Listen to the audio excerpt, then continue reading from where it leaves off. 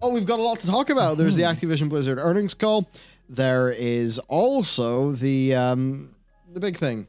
Yes, Jab's no longer the leader of Blizzard. the big thing. Oh, yeah, thing. Blizzard's entire management change. Wow. Just forgot about that. Yeah. But, to be honest, it's actually been such a brutal week for news that, like, that happened 2 or 3 days ago. And I was sitting, like, looking at this stream and like, what do I call this stream today? Because nothing's happened since we last sat down to talk. But it's just, we sit and here talking about so much all the time that it becomes a complete blur. So yeah, Jab is by. Jab has been jabbed out of there. And we've got Jen Oneal and Meg Ybarra in their place. We sure do. Yeah. And a lot of people are going to think, Activision plants. But no. Technically, literally, yes. Literally, yes. But there is plenty of reason to suspect that they're pretty damn good. Yeah. At the very least, Ybarra certainly has an interesting key binding setup in World of Warcraft. I'll give him that. Yeah, I'd love to know what the actual deal there is. Yeah, shift space to move. Apparently that's a thing. I don't know. I don't get it. I don't. So I'm trying to think, what should we do first? What should we start with? We can talk about the World of Warcraft things, or we can talk about the meta things. I feel like meta. I feel like get the meta things out of the way, and then we can sit down and really go for it. Yeah. So okay, Jab's departure. J. Allen Brack got J. Allen whacked.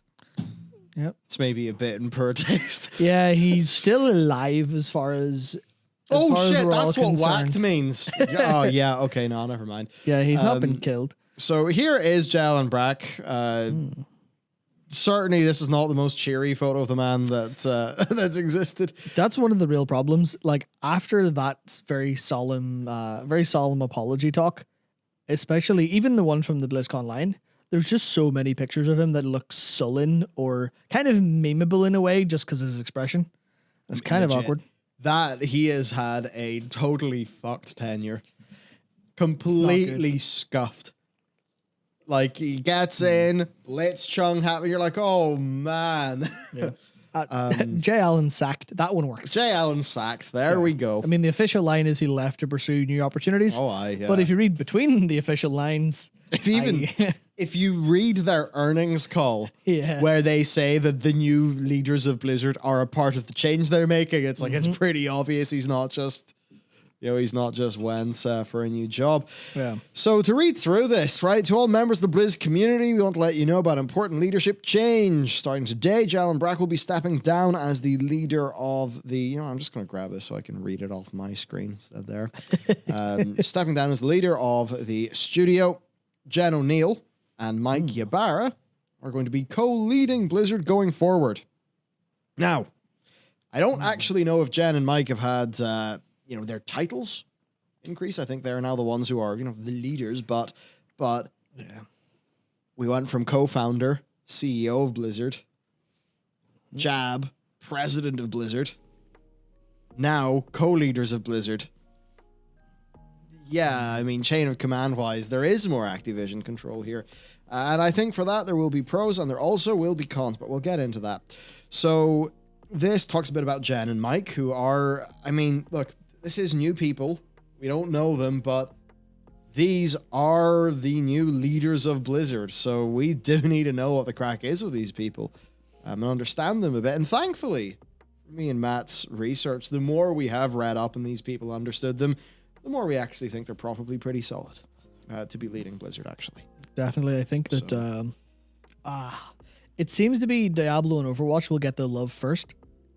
Almost certainly, based on what Mike's been doing, based on what, especially Vicarious Visions, with Jen leading that, it's going to be very much, Diablo and Overwatch will get their spotlight, but I think after that, the next move is going to be Warcraft. Because I guess it kind of depends on how their mobile plans actually pair out over the next, couple of years. I think they need a big mobile game with the next WoW expansion. And they've got 2 unannounced WoW mobile games that we're going to see within the next year or 2, so that'll be a thing. Yeah. To continue through this doc, actually, 1 second. Interestingly, someone in chat, Hinurskers says, I've worked with Mike Ybarra a bit back when he was at Xbox. He's a pretty good dude. So there's at least one vote of confidence. Well, thanks for letting us know that, and that is in line with other things I've heard about Mike. Mhm. People seem to like him. And we'll do Jen first, though. Jen joined Blizzard in January as executive vice president of development, where she's been providing senior development leadership and support to the Diablo and Overwatch franchises. Jen is the former head of Vicarious Visions, which is now part of Blizzard Entertainment. So, Vicarious Visions basically have nailed everything they've done recently. If you're even a Destiny player, Vicarious Visions did a lot of the actually very good Destiny 2 content. I think Destiny 1 as well. So they most recently did Tony Hawk Pro Skater 1 and 2 Remastered. They've just done great shit. And of course, Diablo 2 Resurrected is a Vicarious Visions project. It was actually rumored that Vicarious Visions were doing that game like over a year ago.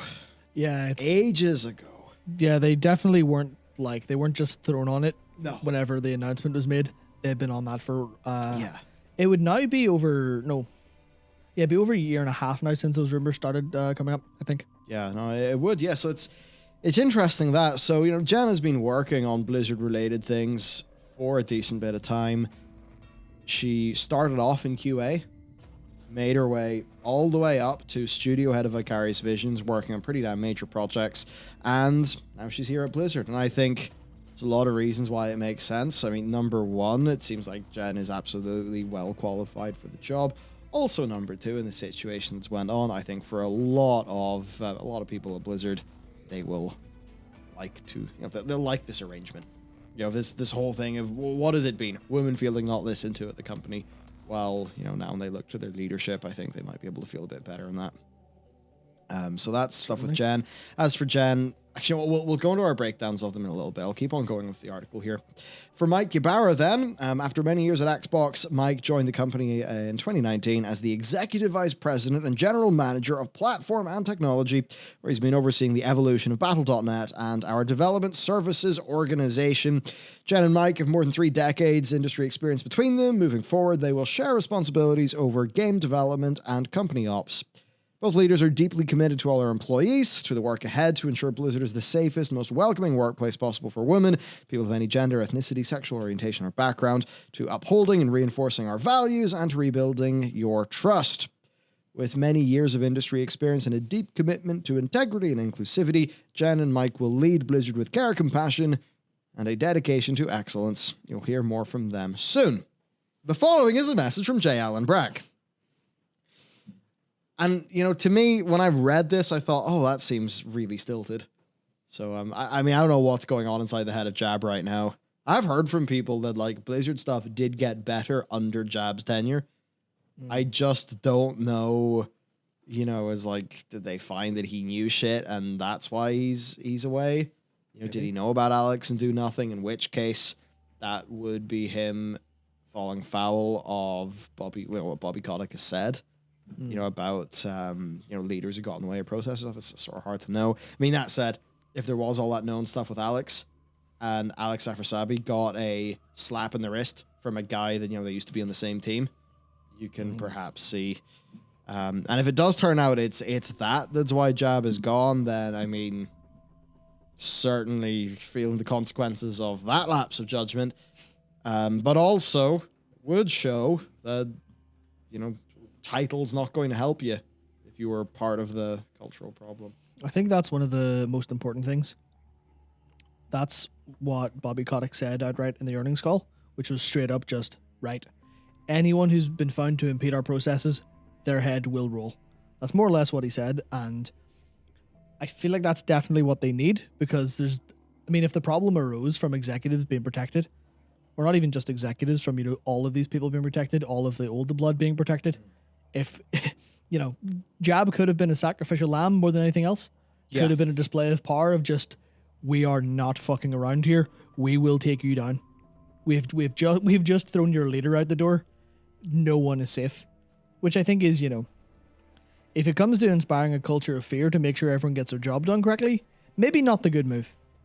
But if it's a culture of fear to make sure no one does anything as heinous as that, maybe necessary, if not ideal. So Jab's parting statement from the company, I am confident that Jen Oneal and Mike Ybarra will provide leadership. The leadership Blizzard needs to realize its full potential and accelerate the pace of change. I anticipate they will do so with passion and enthusiasm, and that they can be trusted to lead with the highest levels of integrity and commitment to the components of our culture that make Blizzard so special. Finally, thank you all for being part of the Blizzard community and your passion and determination for safety and equality for all. It's like, yeah, I mean... Oh, wait, no, that last bit wasn't Jab's statement. It's just the stuff from the quotes. Which, you know what? That ain't how a human speaks. Not saying that as a dig at Jab. He's saying that a dig at the... Not a dig, but... It's messaging, like... It's messaging. It's not someone speaking, it's someone communicating professionally. Yes, exactly. So that means it doesn't mean much. Yeah, for sure. So yeah, there's that.